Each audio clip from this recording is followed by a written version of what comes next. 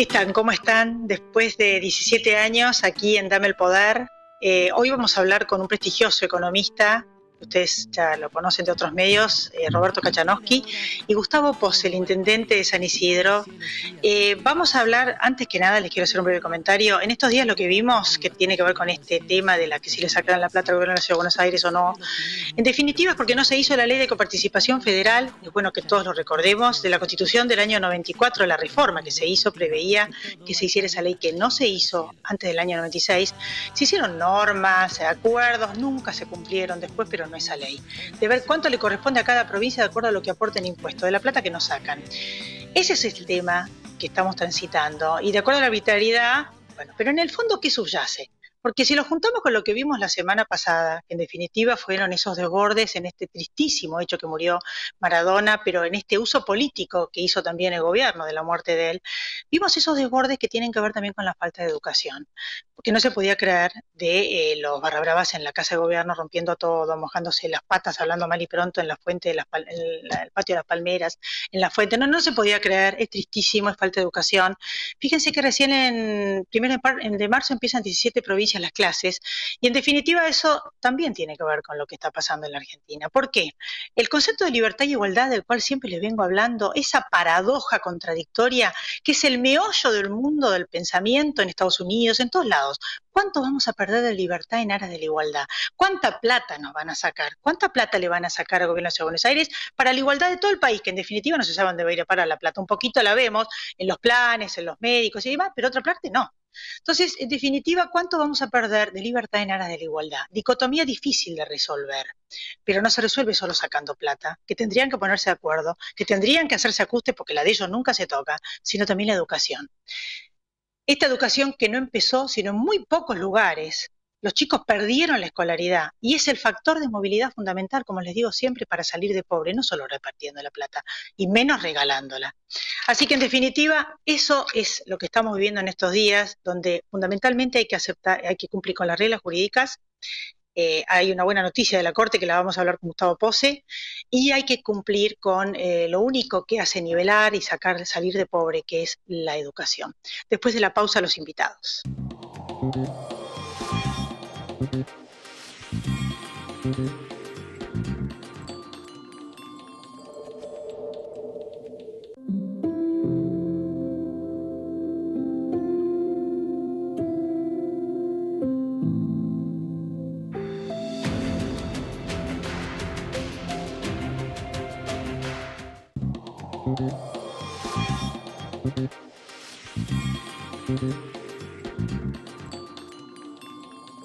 ¿Qué tal, Roberto Kachanowski? Un lujo tenerte. Hasta ahora es la primera vez que te podemos entrevistar. Te estábamos esperando. Muchas gracias por la invitación. ¿Cómo están? ¿Bien? Muy bien, yo vengo siguiéndote siempre y una de las muchas notas que me interesó, bueno, primero que tenés que contarnos de esto de que ahora le sacan la plata al gobierno de Buenos Aires, van a ir a la corte, pero en definitiva, ¿qué subyace, no? ¿Qué es lo que vos ves?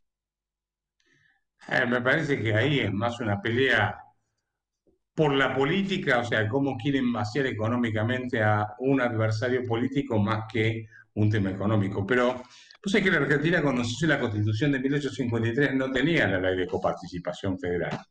Esa ley es posterior.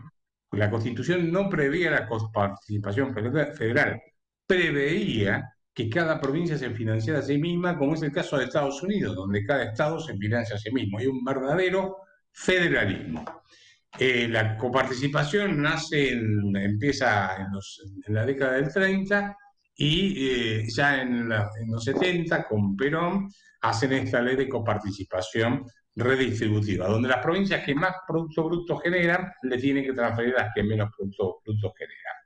Entonces, la capital federal en realidad, cuando vos mirás el Producto Bruto por provincia y por la ciudad de Buenos Aires como un distrito más, es la segunda más importante en generación de Producto Bruto. Sin embargo, lo que aporta de impuestos por el IVA, ganancias, etcétera, lo que recibe es mínimo. Así que realmente es una venganza política, yo te diría, más que otra cosa, ¿no? ¿Cuánto tiempo cree que va a durar esta estabilidad del dólar? Están vendiendo bonos, están haciendo una serie de medidas, se están renegociando con el Mm, fondo para que nos vuelvan a prestar para devolver lo que debemos, cosa que todavía no sabemos cuándo va a pasar y si es pasar. ¿Cuánto va a durar mm. esta? Porque algunos prevén una devaluación y en definitiva está en el medio de un congelamiento de precios, aunque descongelaron tarifas y todo lo que ya sabemos, ¿no? Internet, pero lo demás no. No, a ver, lo que tiene, el tipo de cambio lo van a mantener quieto mientras tenga el mercado le siga absorbiendo bonos en dólares. El día que se acabe eso, yo no sé cuándo le va a digerir de esos bonos. Más algunas manos amigas que pueden operar en el blue, estamos hablando básicamente. El mercado del tipo de cambio oficial claramente está atrasado, porque cuando vos pones un precio máximo lo pones por debajo del nivel de mercado, nunca lo vas a poner por arriba o en el mismo nivel de mercado porque no tendría sentido. Yo creo que ahí van a tener un problema muy serio en materia cambiaria si no lo corrigen en el corto plazo. Y la otra parte, perdón, me olvidé me dijiste un tercer No, punto, eso, era. ¿cuándo va a haber un problema? ¿Cuánto tiempo va a durar esta estabilidad?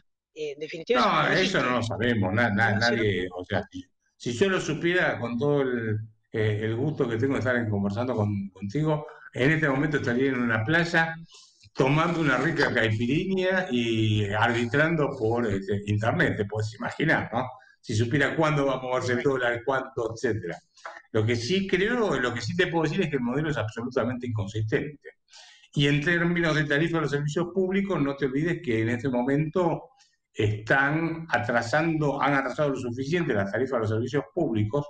Esto obliga a que el Estado le dé subsidios, lo que llaman subsidios económicos a los que generan servicios públicos, básicamente energía, y es uno de los factores que más influyó en el aumento del déficit fiscal.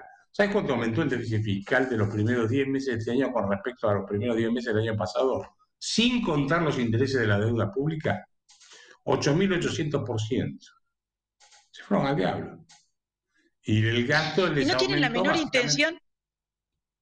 No tiene la menor ¿Cómo? intención de achicarse. Vos siempre decís que ellos no se achican, que la política es un negocio. Yo coincido con que Mm, realmente es demasiado el gasto de la política y entiendo que hay miles sí. de maneras de hacerlo. Por ejemplo, la regionalización. O sea, no puede ser que todas las ciudades que vos llegás a la Ruta 2, Castelli, Dolores, Chacomús, todos los pueblos de la provincia, todos tienen una legislatura, concejales. O sea, se podría regionalizar, se podría gastar mucho menos en el Congreso. Cuando vos te referís a los asesores, me imagino que hablas también de los ñoquis, que yo conozco unos cuantos. Obvio. O sea, ellos Sí. no arreglaron eso. ¿Por qué no lo arreglaron? ¿Y qué podemos hacer nosotros para que lo arreglen? Porque por lo que veo, estamos llegando a tocar la olla al fondo, el pueblo muerto de hambre, pero ellos no achican la política. No, eso es el gasto de lo que vendría a ser. Porque el gasto de la política es más que la administración, todos los empleados públicos que hay. Es también buena parte del clientelismo político que se crea a través de los planes sociales. Vos tenés, por ejemplo, un plan social que es el de las pensiones por invalidez laboral, donde la ley te dice que tiene un 76% del cuerpo como mínimo inutilizado más y además es indigente, puede recibir un subsidio por invalidez laboral. Vos en el año 2003 tenías unos 81.000 beneficiarios de pensiones por invalidez laboral. Hoy tenés 1.060.000 empleados, perdón, ¿cómo se llama? Beneficiarios por invalidez laboral. 1.000.000 de inválidos en la Argentina sin una guerra, un tsunami, un terremoto, nada de eso. Es disparatado. Entonces, vos mirás los planes sociales y son parte del clientelismo político también. Por eso 20 millones de personas pasan todos los meses por la ventanilla del Estado. Entre empleados públicos nacionales, provinciales, municipales, más todos los planes sociales que andan dando vueltas. La Argentina dejó la cultura del trabajo y se fue a la cultura de la dádiva. Y quieren construir una Argentina en base a planes sociales y empleo público. Es inviable ese proyecto. ¿Cuánto puede durar esto? Y yo te diría que cada vez menos, porque las empresas se están yendo. No pasa un día donde no hables con algún empresario que te descubrí que está en Punta del Este hace meses con toda la familia buscando la residencia fiscal, se están yendo. Entonces va a llegar un momento en que los que viven de planes sociales no van a poder cobrarlos porque no van a tener a quién cobrarle para impuestos para que lo financien a ellos, ¿no? Pero Venezuela encontró la forma, que es con la hiperinflación. Sí, bueno, pero ahí ya tenés que ir a un sistema totalmente autocrático, o sea, de a una dictadura feroz. Si vos me decís, Argentina puede ir a eso, y no lo descarto, nunca puedo descartar nada. Hay una diferencia con Venezuela. En Venezuela lo apoya el ejército a Maduro. Acá eso no existe hoy en día, ¿no? Digamos que por lo menos es un dato a tener en cuenta. Una de las soluciones que yo escucho, Mercedes Marcó del Plonta habló con los industriales y hablaba también de un nuevo impuesto de servicios, un impuesto nuevo que habló, y después también parece que la reforma que anda dando vueltas es subir bienes personales, se escucha a varios empresarios, ¿no?, preocupados por eso. O sea, siguen pensando en subir impuestos, ¿viste? Y de hecho, Bueno, lo va a claro, arreglar Rodríguez Larreta subiendo impuestos. sí, pero para, un poco, sí, pero para cobrar impuestos, para cobrar más impuestos tenés que tener alguien que los pague. Y cada vez tenés menos empresas en Argentina, como decía antes, y más gente que se va de la Argentina. Va a llegar un momento donde, para cobrar, ¿a quién le cobras impuestos? A la riqueza que se genera, ¿sí? O a los stocks que hay. A los stocks pueden ser a las propiedades que van a empezar a bajar de valor, porque la gente se va a ir a vivir a otro lado y van a vender las casas, no sé, por un sándwich y una coca, ¿sí? Entonces, va a llegar un punto donde Argentina, si alguien leyó La Rebelión de Atlas, va a ser, no sé si te leíste, va a ser eso, ¿sí? Un libro que escribió El Rana ya le llevó 10 años escribir esa novela. Argentina va a ir desapareciendo de a poco si seguimos en este rumbo. Yo creo que posibilidades de cambiarlas hay, pero bueno, va a llevar tiempo y esfuerzo, ¿no? Una de las cosas que a mí me preocupa es que el lugar que no ocupa el sector privado de trabajo y de riqueza genuina lo ocupan otros generadores de riqueza que son, por ejemplo, el narcotráfico, los negocios espurios. Eso me preocupa, que en definitiva es un poco lo que pasó en Venezuela, ¿no? Por eso me interesa que ya para terminar le expliques a la gente que se cree que la teta del Estado no tiene fin, hacia dónde tendríamos que ir y qué es lo que tendrían que hacer este gobierno y el que venga, No, este para que no gobierno, terminemos olvídate, como vos dijiste. este gobierno, olvídate, su objetivo es solucionar los problemas judiciales de Cristina Kirchner, no hay plan económico, es aguantar para que ella zafe de todas las causas judiciales. O sea, están hundiendo el país por una persona que tiene que responder ante la justicia. O sea, la prioridad es sus problemas judiciales y no importa si el país se hunde para poder resolver esos problemas. ¿Sí? De manera que ya no genera el presidente, no genera ningún tipo de confianza para atraer inversiones, que es lo único que puede hacer crecer a un país. Así que yo no creo que este gobierno tenga la más mínima chance de poder salir de la crisis en la que ya estamos y se va a profundizar y le va a costar mucho transitar estos 3 años de esta manera. Hay que estar pensando en una opción para el futuro y en todo caso a partir de 2023, a más tardar, ver cómo corregimos y recuperamos la Argentina de una muy larga, pero larga decadencia que venimos teniendo. Bueno, veremos, capaz que te vemos en política. Yo no sé si ya se me terminó el No, tiempo, en estudios me van a contar los chicos y si ya no tenemos más tiempo. Así que bueno, bueno, yo me quedo un minuto. Ni siquiera con este acuerdo del fondo. O sea, viste que ellos le no, ponen el la ficha a todo acuerdo, esto, que vamos a acordar con el no. fondo. Argentina firmó 27 acuerdos con el Fondo Monetario Internacional desde que entró en el fondo en el año 1956. 27. La mayoría de los acuerdos los firmó el Partido Peronista. 9 fueron. Y ahora con este va a ser el 10º. Eso, y en general ha fracasado. Si fuese por los acuerdos con el fondo que se firmaron, tendríamos que ser una potencia económica, el tigre del sudeste de Sudamérica, vamos a ponerlo de esta forma, ¿sí? De manera que lo que máximo que puede lograr el ministro de Economía con el fondo es lograr reperfilar los vencimientos de deuda de los pagos que hay que hacerle al fondo. No dudo que le saquen un peso adicional o un dólar adicional al Fondo Monetario Internacional, que el del total de préstamos que tiene otorgado, el 33% ya le corresponden a la Argentina. No creo que le vayan a dar dólares para que sigan revoleando en populismo el fondo. De manera que lo máximo que pueden conseguir es postergar el pago de los vencimientos con el Fondo Monetario Internacional y patear la pelota para más adelante, no más que eso. Esa es otra preocupación que tengo, que hagan de cuenta que en 4 años tirar manteca al techo a la espera de que el que venga pague y ellos hacen como si no hubiera pasado nada. Pero bueno, Exacto. eso lo hablamos en otro, eso lo hablamos en otro programa. Te agradezco mucho haber estado acá, Roberto, un gusto y te deseamos lo mejor. Siempre te escuchamos y te seguimos y bueno, nada, será para otro momento. ¿Podrás? Para Gracias, fin de ¿eh? año o el año que viene. Gracias, Que Roberto. tengan un buen fin de Después de la... año y esperemos que el 2021 no sea con pandemias y cosas por el estilo. Y tengamos algo mejor que esto Esperemos. que estuvimos pasando, ¿eh? Un saludo. Gracias. Después de la pausa, un saludo. Creo que está Gustavo Pose.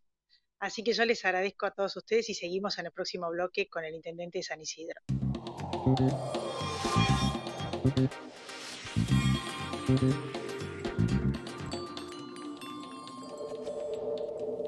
Si estuviste en contacto con un caso positivo de coronavirus, hacete el test. Para más información, entra a buenosaires.gov.ar/test o chatea con la ciudad al 11 50 50 0 147. Cuidarte es cuidarnos. Buenos Aires Ciudad.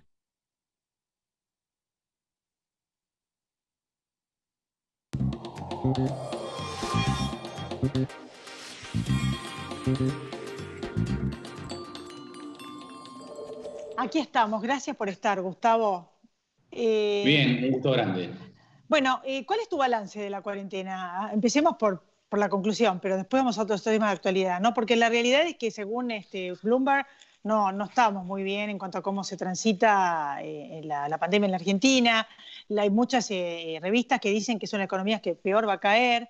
En fin, ¿cuál es tu balance de lo que vivimos hasta ahora, ya llegando a fin de Desde el año? punto de vista sanitario, en cuanto al virus que se inicia en el AMBA, es decir, Ciudad de Buenos Aires, Gran Buenos Aires inicialmente, se aprovecha el tiempo que produce el aislamiento. En lugares como en San Isidro, nosotros teníamos 8.000 y pico de vecinos que habían venido de países con COVID-19 en escasos 3 meses y pico. Entonces ya muchos venían contagiados y producían el primer contacto y el segundo contacto del contagio. Nosotros fuimos punteros durante muchos días de todos los municipios del país, de los 2.000 y pico municipios del país, como el municipio de mayor cantidad de infectados. Entonces, el aislamiento inicial nos dio la oportunidad de poder rearmarnos. Nosotros tenemos la totalidad de la salud pública es municipal, son 3 hospitales, 14 centros de atención primaria, centros de estimulación temprana, etcétera. Entonces, hicimos una detección además muy a nivel de saturación. En este mismo momento hay 11 puntos en los cuales cualquier vecino de San Isidro declarando un solo síntoma es hisopado. Entonces, eso, digo, a nivel del presidente de la Nación, del gobernador, del jefe de la ciudad, de los 24 intendentes del AMBA, hubo un trabajo conjunto. Nosotros, en el caso de lo de San Isidro, tuvimos una actitud apenas controlada la situación.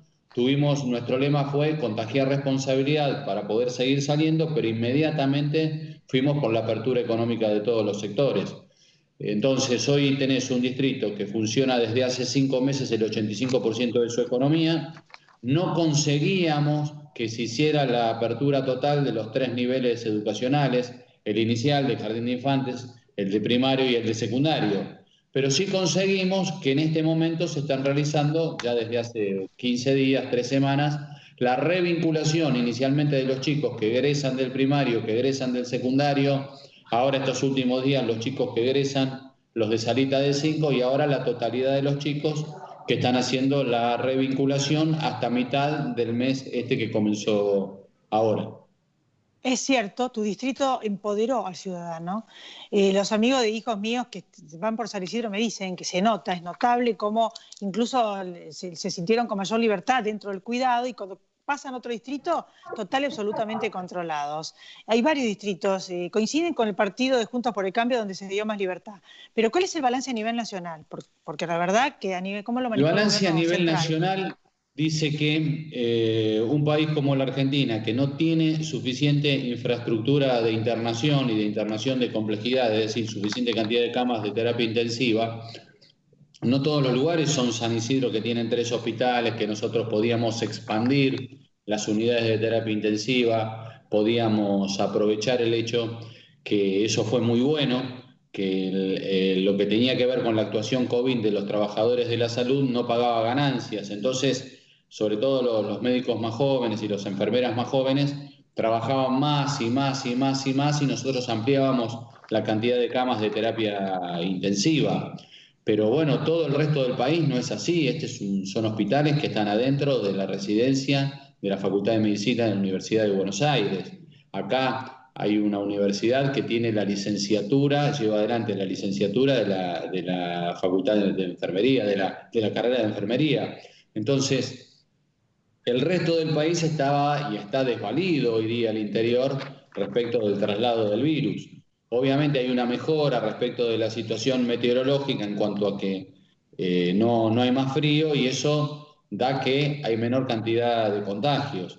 Pero digo, lo que hicimos nosotros es lo que debió haber hecho el país en su totalidad, pero no había tranquilidad respecto de la respuesta en cuanto a sus hospitales y a la complejidad de sus hospitales. Nosotros lo hicimos porque teníamos preparado todo el sistema de salud para esta eventualidad, y entonces lo hicimos con mucha responsabilidad y con mucha búsqueda de que haya trabajo, de reforzar la actividad económica, y además nosotros estamos, y ahí sí, apelo, invoco a que tengamos fecha cierta para el inicio de las clases el año que viene en todos los lugares de la Argentina.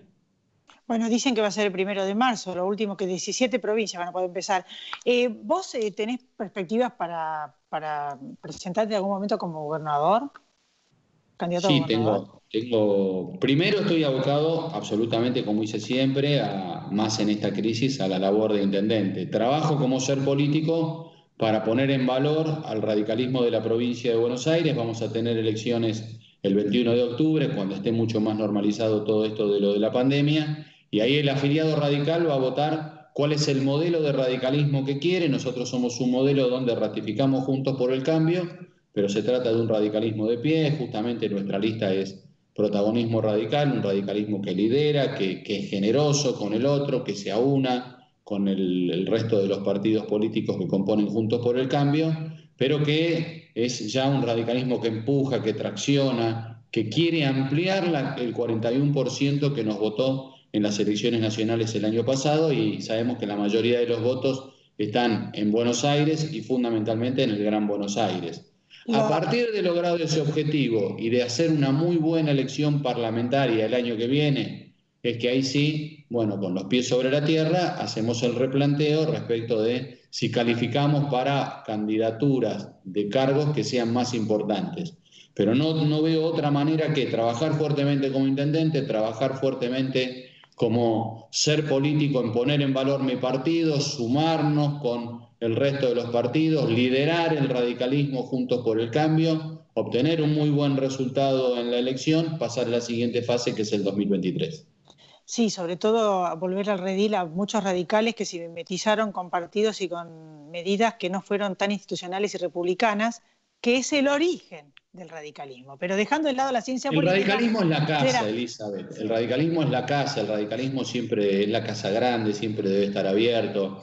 Nuestro proyecto es amnistiar para que todos los radicales que hayan estado en otros lugares y los radicales que están en la casa puedan volver, de modo tal de hacer una fuertísima unidad pasada la elección interna, ratificar Juntos por el Cambio, y a partir de ahí que todos los radicales tengan la oportunidad de presentar candidaturas en Juntos por el Cambio, de modo tal de que en la jurisdicción nacional, en la provincial y en las municipales, poder ser el radicalismo una fuerza que traccione, una fuerza que empuje y que ayude a ampliar ese 41%. El café positivo es un café con chiquitos con distintos tipos de capacidades, lo vi en todos los medios, me encantó, es una propuesta laboral única en el país.